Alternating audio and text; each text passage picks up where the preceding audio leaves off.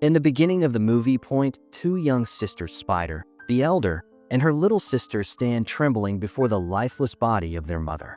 The pale morning light filters through the cracked window, casting shadows over the cold, still figure lying on the floor. Their mother had died just the night before from a drug overdose. Tears stream down their faces as they realize what this truly means. They're alone now.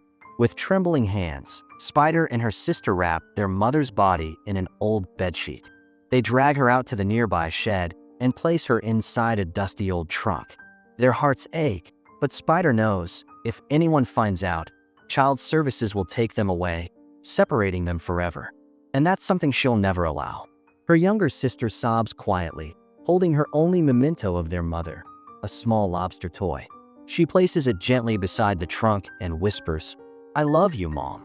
Spider, though broken inside, hides her tears. She must be strong for both of them. The next morning, they go to school as if nothing happened. Spider forces a smile, pretending everything is fine. But when she notices her little sister wearing their mother's locket, her heart skips. "Take it off," she whispers sternly. "We can't let anyone ask questions. Keep it safe at home." The little one nods, still innocent, still too young to understand the danger they're in. At school, Spider carries a heavy burden, the secret of their mother's death. The guilt becomes too much, and during recess, she finally confides in her best friend. "My mom's gone," she whispers, her voice trembling. "Please, don't tell anyone. If they find out, they'll take my sister away." Her friend, heartbroken, promises to keep the secret, no matter what. That evening, things start to spiral. Spider's little sister brings a friend and their grandmother home after school, not realizing the risk. When Spider sees them, panic flashes across her face. "What are you doing?" she snaps. "Don't ever bring anyone here again." Her sister bursts into tears, terrified by her anger. The days pass slowly, and soon, another fear creeps in: hunger. Their food is running out, and the next government check, their only income, won't arrive for another 6 days. So the sisters decide to ration their meals, eating less each day just to survive. But then comes an unexpected knock at the door. It's Ray, their mother's old friend, a rough-looking man with tired eyes. He asks to see their mother. Spider's heart races. Thinking fast, she lies. She just left with a friend about an hour ago. Ray studies her suspiciously, but doesn't push. "Tell her to call me when she gets back," he says before walking away. As soon as he's gone, Spider's little sister starts crying again. "What if he comes back?" she asks in fear. Spider, frustrated, shouts, "He won't. He's just a junkie like Mom." Then, realizing her harsh tone, she holds her sister close and whispers, "Mom made bad choices, but we'll be different, okay?" Days later, Spider finally receives their check. To lift her sister's spirits, she takes her out shopping. For a few brief hours, they laugh, eat, and almost feel normal again. But happiness doesn't last long. A store worker starts taking photos of them from a distance. Angry, Spider storms up to him and demands he delete them. But it's an old film camera, there's no delete button. That night, back home, Spider explains the truth to her sister. "The government still thinks Mom's alive. That's why we get $600 a month, $200 each. We have to keep it that way." Her sister nods sadly, and the two fall asleep talking about their mother, the woman they both loved, despite everything. The next morning, a call from child services shatters their fragile calm. An officer says she'll be visiting the house soon to check on their mother. Panic spreads. If they find out the truth, it's over. Spider and her sister rush to clean the entire house. In their mother's room, they find something unexpected, an old teaching certificate. Before addiction took her, their mother had once been a teacher. For a brief moment, Spider sees the person her mom used to be, and her heart aches. They decide to tell the officer that their mother has gone to a bank job interview. But then her sister remembers. Their mother's car is still parked outside. If the officer sees it, their story will fall apart. So Spider, who's never driven before, somehow manages to start the car and push it out of sight. The next day, the officer arrives. Spider greets her, pretending to be cheerful and responsible. The officer inspects every corner, the rooms, the kitchen, even the fridge, before finally leaving. "Tell your mother to call me," she says. As the car drives away, Spider and her sister collapse in relief. But Spider knows this peace won't last. The officer will be back.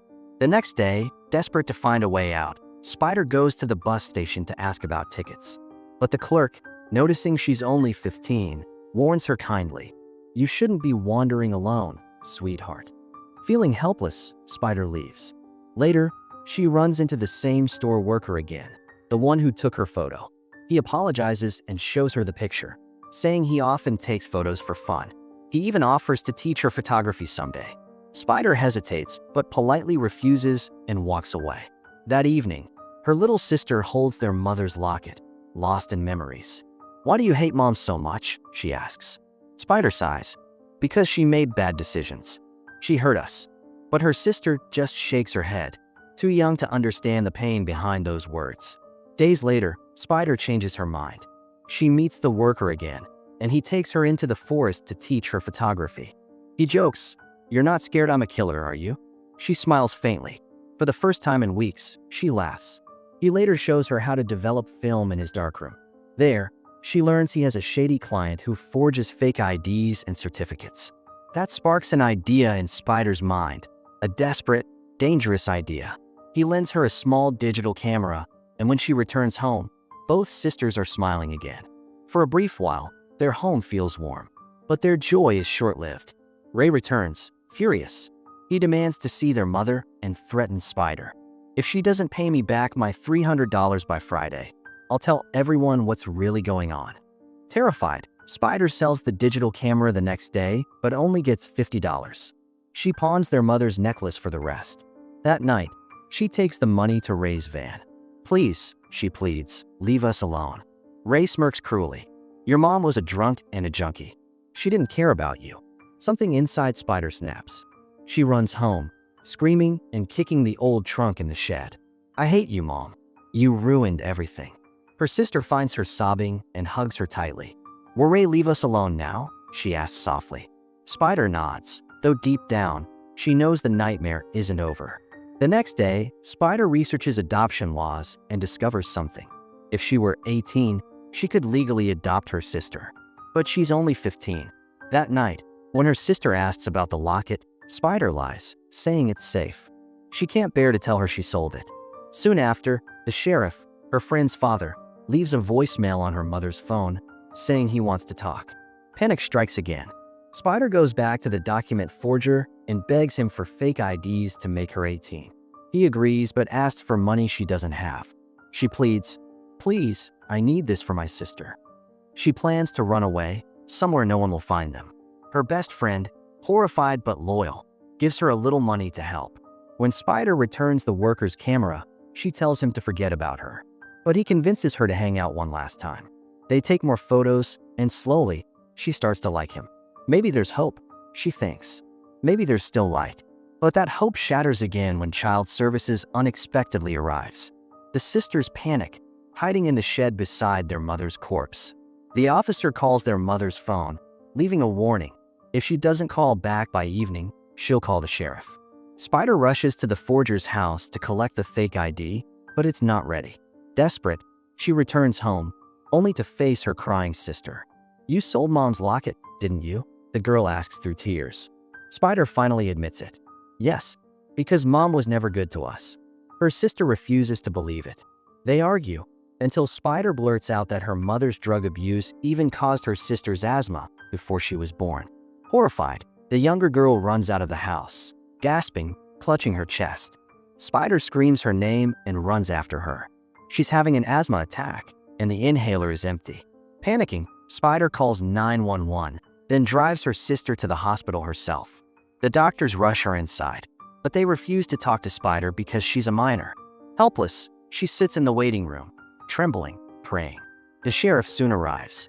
When he sees Spider crying, he gently tells her, "It's not your fault. You're just a kid. This was your mother's responsibility." She sobs, "Please don't separate us." The sheriff doesn't reply, but his expression softens. He knows she's just fighting to protect her family. After her sister recovers, the sheriff and his wife take the girls home. His wife insists they stay with them until something is figured out. But with so many children already in foster care, the sheriff worries they'll be separated. The next morning, Spider decides they have no time left. She gets her fake ID and tells her sister, "We're running away tonight." Her sister protests, crying that she doesn't want to leave their mother. Spider, desperate, slaps her and instantly regrets it. That's when Ray bursts in. He grabs Spider, slamming her against the wall. "Your mother's dead, isn't she?" He snarls that you've been stealing her welfare money. "If you want me to keep quiet, you'll pay me every month." Spider's fear turns to fury. She grabs a baseball bat and swings, knocking him unconscious. Shaking, she looks at her sister, who whispers through tears, "I don't want to run anymore." Spider nods. Maybe it's time to stop hiding. The next morning, they go to the sheriff and confess everything about their mother, the trunk, the lies. The sheriff listens quietly, then holds Spider's hand. "What you did was wrong," he says gently, "but you did it for love, to protect your sister." Soon, their mother's body is taken away. The sisters attend her funeral, laying flowers on the coffin. The sheriff's family, moved by their bond, decides to adopt them, promising they'll never be separated again. Weeks later, Spider meets the store worker again.